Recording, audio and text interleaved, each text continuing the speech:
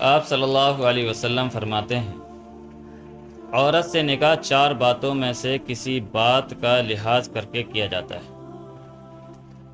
کوئی حسن و جمال دیکھ کر کرتا ہے، کوئی اس میں مال کی طرف نظر کرتا ہے، اور کوئی حسب یعنی اونچے گھرانے کی لڑکی ڈھونڈتا ہے۔ لیکن کامیاب وہ شخص ہے جو اس کی دینداری دیکھ کر نکاح کرے۔ غور کیا جائے تو پہلی تینوں چیزیں در حقیقت انسان کے لیے بال جان بن سکتی ہیں۔ پہلی، حسن و جمال۔ یہ بڑی اچھی اور دل لبھانے والی چیز ہے، مگر میرے دوستو وہ بہت جلد زوال پذیر بھی ہے۔ خدا نہ کرے چیچک کا ذرا حملہ ہو یا کوئی چوٹ یا بیماری آ جائے اور وہ سارا حسن و جمال ختم ہو جائے۔ اور ویسے بھی ابتدائی حسن و جمال چند سالوں کا مہمان ہے۔ جہاں کچھ مدت گزری اور اولاد کا سلسلہ شروع ہوا تو وہ چیز ہی ختم ہونا شروع ہو جاتی ہے۔ ایک بات یہ بھی ذہن میں رکھیے کہ اگر آپ نے کسی کے حسن و جمال ہی کو تلاش کیا تو آخر اس کو بھی اپنے حسن و جمال پر ناز ہوگا، لہٰذا پہلے سوچ لیں کہ اس کے ناز نخرے کو برداشت کر بھی سکتے ہیں یا نہیں۔ پھر اس حسن پر دوسروں کی نظریں بھی ہوتی ہیں۔ جس طرح آپ نے اس کا ارادہ کیا دوسرے بھی اس کو چاہ رہے ہوں گے۔ ایسا نہ ہو کہ آپ کے نکاح میں آنے کے بعد وہ لوگ آپ کے حق میں وبال جان بن جائیں۔ نیز اس بات کا بھی خیال رہے کہ جیسے آپ حسن و جمال کے شیدائی ہیں، وہ بھی اپنے لیے حسن و جمال کی پیکر کو چاہتی ہوگی، لہٰذا اپنے بارے میں غور کریں کہ آپ اس کے برابر ہیں یا نہیں، ورنہ ایسا ہوگا کہ آپ اس کے خواہش مند ہو اور وہ آپ سے متنفر ہو۔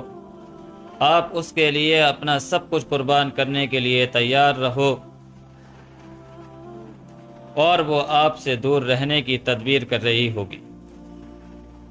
ایسے جوڑے میں لطف ہی کیا، اس لیے دینداری کو چھوڑ کر فقط حسن و جمال کو پیش نظر رکھنا حضور صلی اللہ علیہ وسلم نے پسند نہیں فرمایا۔ البتہ کسی قدر دل لگ رہا ہو تو زیادہ اچھا ہے۔ دوسرا، مال و دولت۔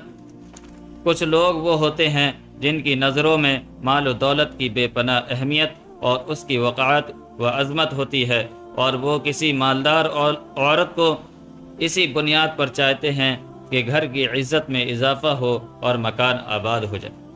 مگر اے دوستو، یہ تو حسن و جمال سے بھی جلد زوال پذیر ہے۔ شام کے تونگر صبح کو نادار دیکھے گئے ہیں، پھر شاید تجھے دھوکہ ہو رہا ہے کہ وہ مالدار ہے، نہیں بلکہ اس کے گھر والے مالدار ہیں۔ کیا ان کا مال اس عورت کے ساتھ آئے گا بھی؟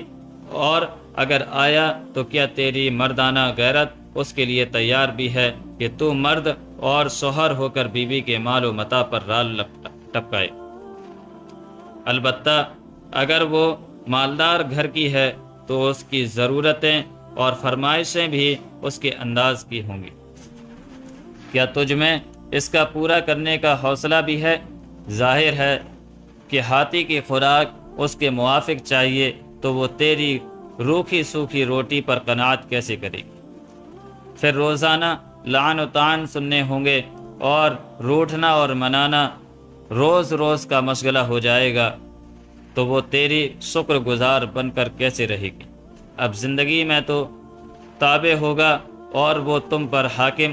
اگر یہ ساری ذلتیں تجھے گوارا ہیں تو پھر نکاح کر کے دیکھ لے کہ وہ تیری فرما بردار بیوی ہے یا حاکمہ۔ اس لیے داناؤں نے کہا ہے اور ٹھیک کہا ہے کہ مالداری میں عورت مرد سے کم ہونی مناسب ہے تاکہ شکر گزاری اور نعمتوں کی قدر کرے۔ تیسرا، اچھا خاندان۔ کچھ لوگ نکاح میں اونچا گھرانہ اور اچھا خاندان تلاش کرتے ہیں تاکہ ان کی وجہ سے عزت حاصل ہو اور دوسروں پر فخر کر سکیں، لیکن ایسے لوگوں کو اس کا خیال رکھنا چاہیے کہ خاندانی اونچ نیچ کا مسئلہ خود غیر متعین اور شریعت کی نگاہ میں غیر معتبر بھی ہے۔ پھر اس کی وجہ سے انہی پریشانیوں کا خطرہ ہے جو اوپر مال و جمال کی صورت میں بیان کیا گیا ہے۔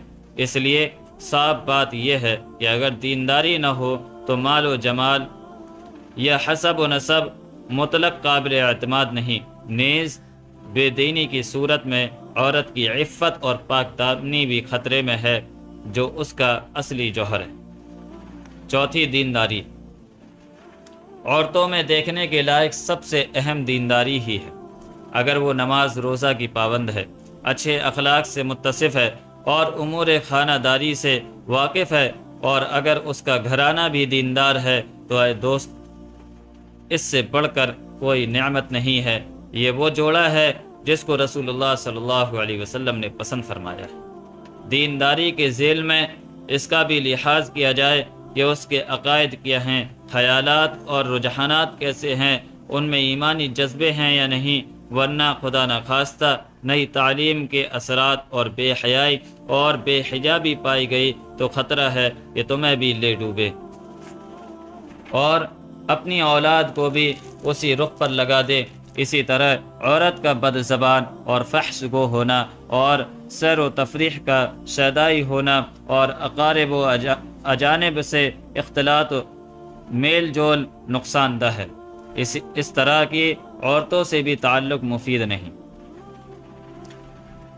اس بات کا خیال رہے کہ اسی طرح عورت کے انتخاب میں چند باتیں بھی دیکھی جائیں۔ پہلی یہ کہ تندرست ہو، کسی مہلک بیماری میں مبتلا اور دائم المریض نہ ہو۔ دوسری، اپنے ہی خاندان کی ہو تو بہتر ہے تاکہ صلہ رحمی بھی ہو سکے۔ تیسری، دونوں کا مزاج تقریباً یکساں ہو، مثلاً ایک بہت شوقین ہے اور دوسرا انتہائی سادہ مزاج ہے، تب بھی لطف زندگی دشوار ہے۔ چوتھا، کسی قدر پڑھی لکھی اور دینی تعلیم یافتہ ہو، بالکل جاہل نہ ہو۔ ان باتوں کا لحاظ جیسے لڑکے والے کریں، لڑکی والوں کو بھی کر لینا چاہیے۔